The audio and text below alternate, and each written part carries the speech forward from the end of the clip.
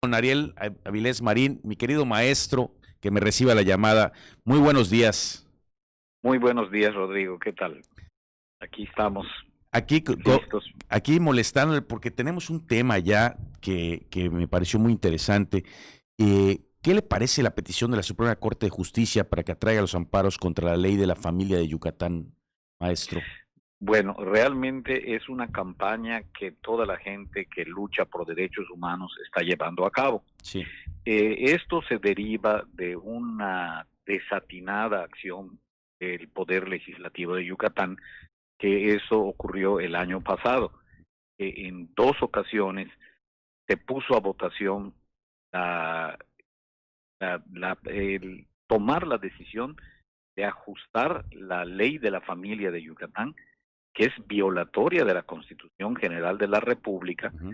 a la jurisprudencia ya emitida por la Suprema Corte de Justicia y que declara inconstitucionales todas las leyes que estén en contraposición o contraviniendo la jurisprudencia ya emitida. En materia de derecho existe un principio que se llama jerarquía de leyes.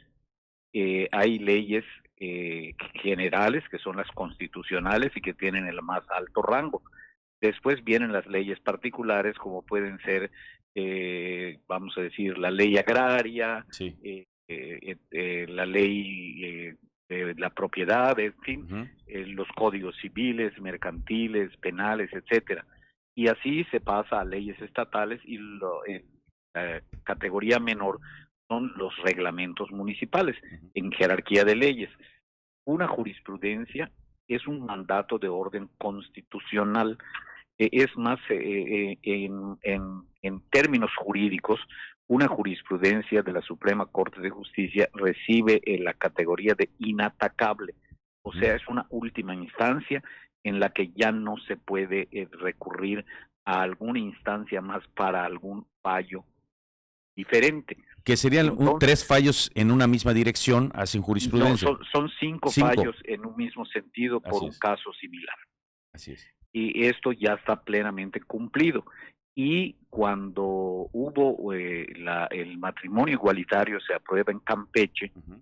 se toca este punto en la Suprema Corte de Justicia y la Suprema Corte de Justicia se pronuncia al respecto. Y el pronunciamiento de la Suprema Corte de Justicia es que las legislaturas de los estados deben ajustar sus leyes correspondientes al criterio de la jurisprudencia que está fundamentado en el artículo primero de la Constitución. Desde el primer artículo de la Constitución establece la igualdad de derechos para todos los ciudadanos sin excepción de ninguna especie.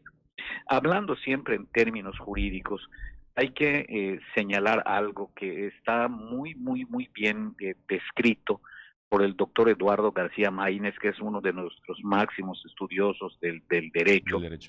en su esencial libro, Introducción al Estudio del Derecho. El primer tema que toca el maestro García Maínez es la comparación entre la moral y el derecho, que de alguna manera son semejantes, pero tienen profundas diferencias y el maestro García Maínez las especifica y lo describe muy objetivamente. La moral es incoercible, o sea, nadie te puede exigir el cumplimiento de la moral. El derecho es coercible, o sea, si tú faltas a una norma de derecho, habrá una autoridad frente a ti que te obligue a cumplir con la norma del derecho. La moral es interna, nace de ti.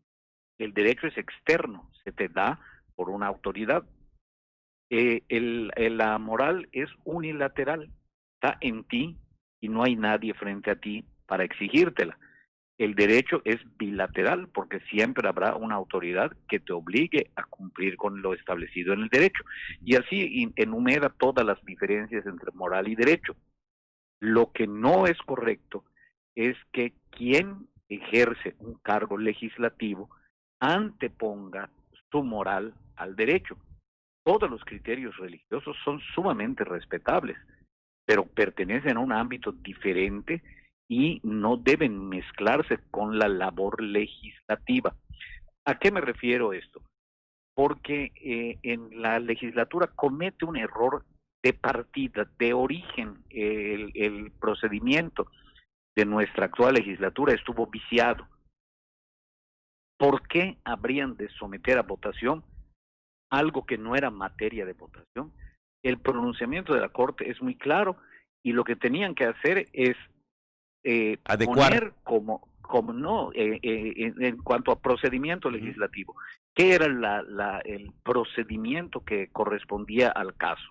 Era decir, se ha pronunciado la Corte en esto, por lo tanto, esta legislatura procederá a ajustar su ley al mandato constitucional de la Corte. No había nada que votar, no se les estaba dando a elegir esto o aquello. Sí. Era acatar. Es algo un poco semejante a lo que yo viví en el año 2001 con la resolución del Tribunal Electoral del Poder Judicial de la Federación con relación al Consejo Electoral del Estado, que la sentencia del tribunal es otra sentencia que es última instancia a nivel nacional y es inatacable. Claro. Y el Congreso del Estado en esa ocasión no acata la sentencia del tribunal y procede a nombrar otro consejo electoral. Y fue el famoso suceso que se conoció como el desacato, porque fue un desacato a la sentencia del Tribunal Superior Electoral. Y en este caso también esta legislatura se encuentra en desacato, porque debió acatar, no tenía nada que poner a votación, no era el procedimiento que correspondía. Y entonces, contra los actos de la legislatura local, una serie de agrupaciones de la sociedad civil han procedido a meter un amparo. Los amparos se encuentran en estudio en los juzgados de distritos porque ahí es donde se solicita la garantía constitucional del amparo. Pero al mismo tiempo, pues todos los que somos de luchadores por los derechos humanos, estamos promoviendo recoger firmas para que estas firmas sean presentadas ante la Suprema Corte para pedir que se ahorre procedimiento administrativo y la Corte ya de por sí y por decisión propia atraiga el amparo o los amparos, porque son varios amparos que han pedido varias agrupaciones de la sociedad civil, atraigan y el fallo de la Corte pues es muy claro, o sea, no hay que predecir. La Corte lo que va a decir es que se encuentran en desacato y tendrán que ajustar su ley. Ya ante esa resolución de la Corte, bueno, inclusive yo digo, le va a dar una tranquilidad moral a nuestros diputados, porque ya van a decir, no, yo no aprobé la ley, ya me lo ordenaron, entonces se quitan de encima ese peso moral que en la mayor parte de los casos pues son por prejuicios religiosos que no se deben mezclar cuando tú cumples una función tan importante para la sociedad como es la materia legislativa. La creación de leyes deben estar totalmente desvinculadas de los principios religiosos.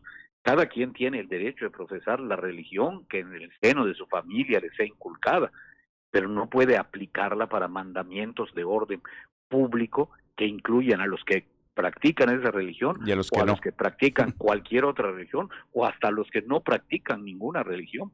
Claro.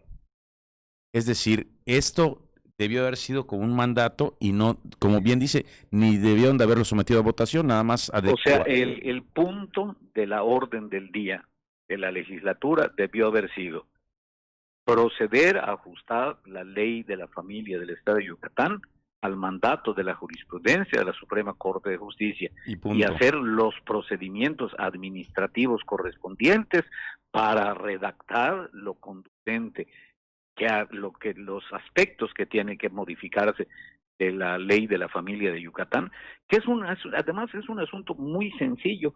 En la redacción de la ley de Yucatán de la familia, es una ley muy bien hecha jurídicamente. Yo sostengo esto, lo he sostenido siempre y lo sigo sosteniendo.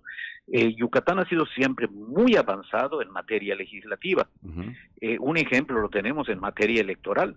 y que tienen que recibir este derecho. Eh, no procede lo que se ha dicho también, no hay que hacer una consulta, no, no, no. Los derechos de una minoría no pueden ser consultados. Si son minorías, lo tienen perdido de antemano. Claro, claro. O sea, someter los derechos de una minoría al criterio de la mayoría es querer tener la voluntad de negarles ese derecho, porque ya se sabe de antemano cuál es Que el van a resultado. perder, claro. Si son minoría, Así es. los derechos de una minoría se analizan, se ve si son fundamentados o no. Si procede, se reconocen y punto. No se someten al arbitrio de la generalidad, no se van a una consulta. No, no, no. Es un análisis objetivo. ¿Hay Claro. fundamentos? Sí, procede, adelante. Eso es tan sencillo lo que hay que hacer. Claro. Y hay que tener en cuenta que esto eh, eh, mucha gente dice, no, es que la sociedad de convivencia son situaciones, no, no, no, hay una situación real. Todas las garantías que consagra la ley solo están contempladas bajo el régimen de matrimonio civil. ¿De qué estamos hablando? Derechos de herencia, derechos de seguridad social, de servicios médicos, o sea, una serie de garantías que todas las personas que hayan decidido a crear y construir una vida juntas tienen derecho a disfrutar. Claro. Entonces, esto es un asunto muy sencillo, es un asunto de plena justicia, nada más. Pues le agradezco mucho al maestro Ariel Avilés y coincido con usted en casi todos los conceptos que acaba de vertir y creo que se tienen que poner las pilas y tienen que adecuarse siempre la ley inferior a la superior, definitivamente. No solo eso, Rodrigo, un último punto Sí. que es muy esencial. El crear la figura del matrimonio igualitario no le causa, es un término jurídico, es muy importante. Tú cuando reclamas un acto por una demanda, lo primero que tienes que demostrar es lo que estás reclamando, qué agravios te causa. Claro. La aprobación del matrimonio igualitario no le causa agravio a nadie. Si en la actualidad existe el matrimonio hombre-mujer y está discriminando a otro tipo de matrimonios, a esas otras gentes que las deja fuera esta ley, sí se les está causando un agravio. En tanto que lo que no se está pidiendo, no, que sea el matrimonio igualitario y el matrimonio heterosexual sea desechado. No, deben coexistir los dos. No se trata de quitar a uno para poner al otro, sino de que coexistan en sana paz y así nadie sufre ningún agravio. La aprobación de que dos hombres o dos mujeres puedan contraer matrimonio no le causa agravio a las parejas heterosexuales que quieran hacer lo mismo. Claro. Así es totalmente cierto. Y le agradezco mucho al maestro Ariel Avilés. ¿Algo quiera comentar antes de irnos, maestro? Bueno, pues yo creo que esto es un asunto que puede llevar cierto tiempo, pero al final yo tengo la certeza de que esto tiene que acatarse, porque no podemos vivir al margen de la ley por acciones, sobre todo de un poder como el legislativo, que fíjate qué importante es esto. Como cuando se refiere uno al poder legislativo, ¿con qué calificativo se le pone o se le llama al poder legislativo? Es la soberanía del Estado. Así es. Y la soberanía del Estado no puede encontrarse en un estado de desacato. Así es correcto. Pues le agradezco mucho, maestro. Nos vamos a un corte y seguimos aquí desde Mérida.